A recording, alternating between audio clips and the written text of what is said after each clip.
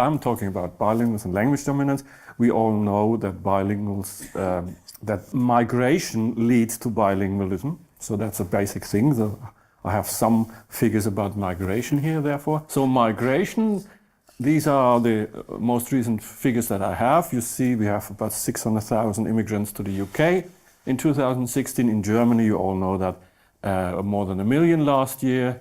So it's a global phenomenon, it's a European phenomenon. We have millions and millions of migrants in Europe. And many of these children are, these migrants are children, and also they get children. Children grow up in majority that has a different language, and we call these people heritage speakers here. That's a term that is used in recent years in linguistics.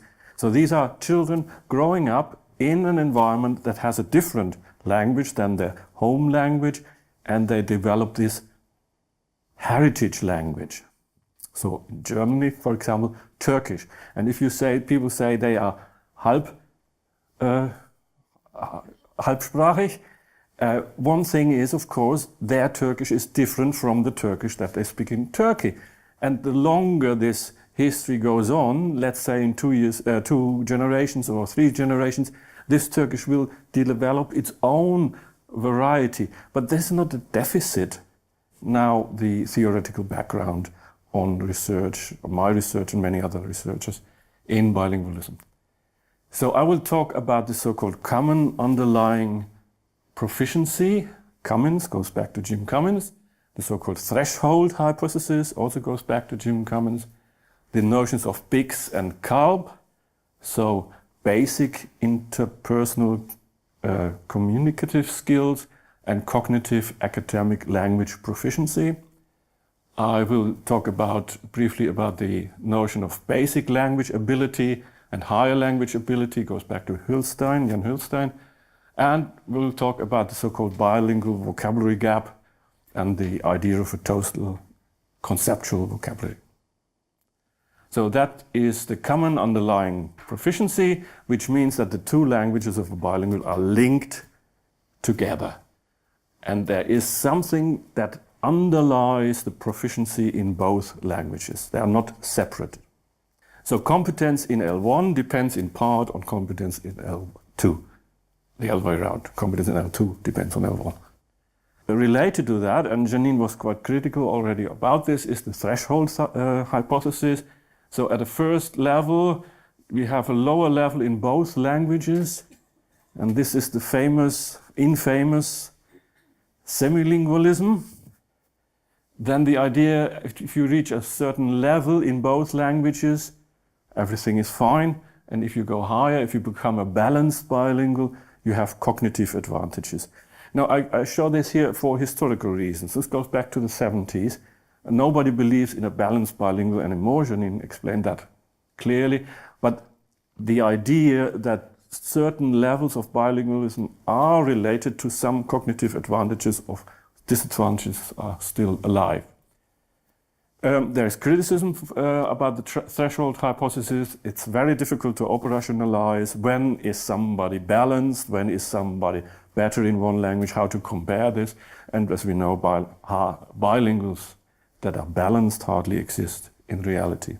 Then also going back to Cummins is this BICS and Carp distinction,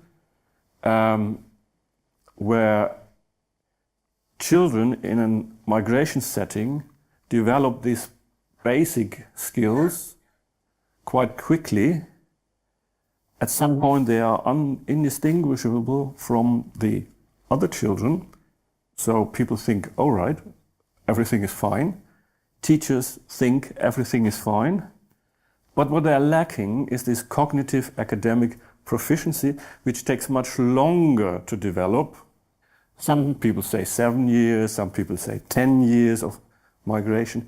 So there is this situation where you have children in a class that are seemingly proficient in, say, German, but if they have to write an essay, they can't, because they are still lacking of this Carp. But this is, according to Cummins, only because it takes much longer to develop Carp, and it's quite 2 years or so if you develop BICS. So you have children that are fluent, have no accent, so are native speakers, but Carp is underdeveloped because it just takes longer. Then Jan Hulstein, this was a theory, comes from education. Jan Hulstein talks about it more in linguistic terms. He talks about basic language ability and higher language ability. Basic language ability is something you learn automatically as a native speaker, no effort. But higher language ability you only learn at school, it's more complex. Related to that is the question, is there a bilingual advantage or disadvantage? Cognitive advantage or disadvantage? Is it a good thing to be bilingual or not? Diaz and Klinger, they were one of the first who say it is positive to be bilingual. They have advantages in conception forming, classification, creativity, and so on. And that's italics added by me, in visual spatial skills. So their cognitive ability in a non-linguistic area in spatial skills is higher than that of monolinguals. Kroll and Bialystok also said that bilinguals non-verbal cognitive processing is something very surprising. Papp and Greenberg said, no, we don't have enough evidence. So it's still under discussion. Is there a bilingual advantage or is it not? And that is the question that I have in study 1. This study was carried out by my PhD student, or together with my PhD student, Sarah Ongun. She investigated 100 Turkish-English bilingual children in the UK, and also questionnaires from the parents and the background. We have these research questions. How is the vocabulary in both languages related? Common underlying proficiency, perhaps. How does vocabulary develop with regard to Bix and Carp? Is there a bilingual gap? Do they have a smaller vocabulary than their counterparts? Is vocabulary related to intelligence? And what influence does parental support have for L1, for the first language, on the development of the children? So we have 100 children, their parents. Important to notice that they are all from middle-class background. At least one parent has a university degree. The Turkish migration to the UK is completely different from the Turkish migration to Germany. And the middle-class people doing business there or going to university. We have receptive vocabulary tests, so-called XLEX, I will explain that, in both languages. That's also very important that we measure both languages. We have productive vocabulary tests in both languages. We had animals, colors, body parts, and food in both languages. Then we have a language dominance scale. This is a questionnaire that asks parents about their dominance, either for Turkish or English. And we have a language social background questionnaire. What languages do you use when? So that's what we have. It looks like this. Children have to say, if you read it to them, or if they read it, but in this case we just read it to them, which words do you know? Of course, they are tempted to cheat and say yes to everything. Therefore, there are some non-words in there, non-existing words, and if they say yes to these words, then they will be marked down. In fact, they get 50 points for each word that they know, and 200 points minus if you say to a non-word, I know that. Now, I tell you the word that I thought was an English word, it is not. It is Kennard. Sounds English. There is a town called Kennard, but it is a name. It's not a word in the language. And this format is easy to develop if you have frequency lists, and therefore you can also develop it in any language you want. So then we had these fluency tasks, colors, body parts, and so on, and they were carried out separately in English and Turkish. And then we had this non-verbal intelligence task called Raven's progressive matrices, designed for children and you have some patterns that you need to identify. And then we had these dominance questions, that's for the parents. So basically it asks in different domains, what do you prefer to use, English or Turkish? Which language would you give up if you would have to give up one language, and so on. And they get a score in that. And then we have hypothesis 1. Is there a relationship, or the hypothesis, there's a strong correlation between scores in Turkish and English in XLEX, that means in the receptive vocabulary. So the idea is children with larger vocabularies in Turkish have also larger vocabularies in English. And this is the case. You see the maximum score for both languages, that is Turkish, would be 5,000. It was 100 words, 50 points each. No non-word accepted means maximum score of 5,000. And also in Turkish, that's English. And you see there is a clear correlation. The correlation is about 37, explains 37% of the variance. That means you can predict 37% of the vocabulary size in English if you know the vocabulary size in Turkish. The next idea was about Bix and Carp. This is also receptive vocabulary size, but then over the months. This is age in months with children. So that these are 80 months old, which is 7 years. It goes up to 11 years. The black line here is Turkish, which goes up. And the dotted line here is English, which goes up as well. Of course, they develop. But the interesting point is here, when English takes over. Turkish still continues, but English takes over. And this is at an age of roughly 10 years. And that is perfectly in line with Jim Cummins' idea that it takes 10 years to develop Carp in a migration setting. Here, this English here is Carp. That is school language. This Turkish is still home language because they have no schooling in Turkish. It develops, that's positive. But this is school language, and that takes off. So we have a dominance change here at the age of roughly 10, where English takes over. It's a typical situation for a migration setting. What about the vocabulary gap? If you compare bilinguals with monolinguals, you will find that they have a lower vocabulary in L1 and a lower vocabulary in L2.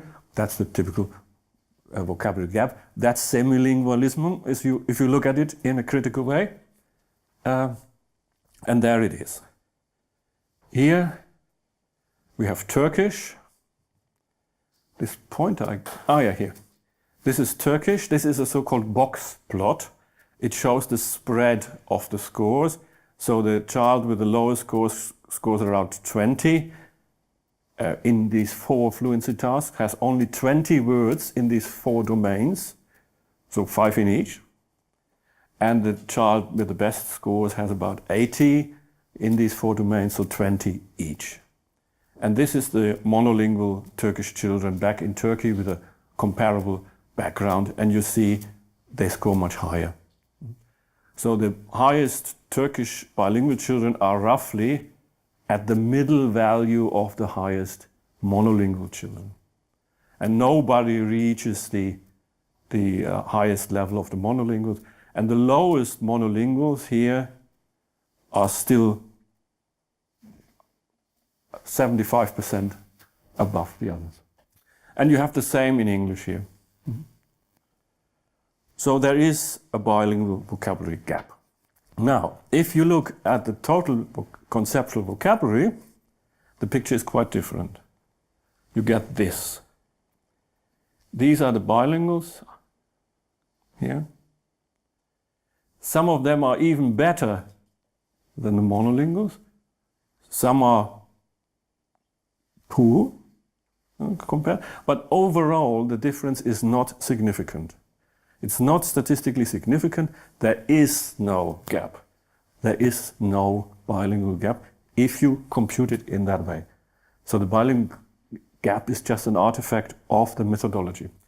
What you also see here is that the spread in the bilinguals is larger than in the monolinguals, which means there are bilinguals who have that gap, but there are bilinguals who don't have that gap. You are even better than the others, and overall, if you look at it, there is no gap. We thought that the language dominance has an influence.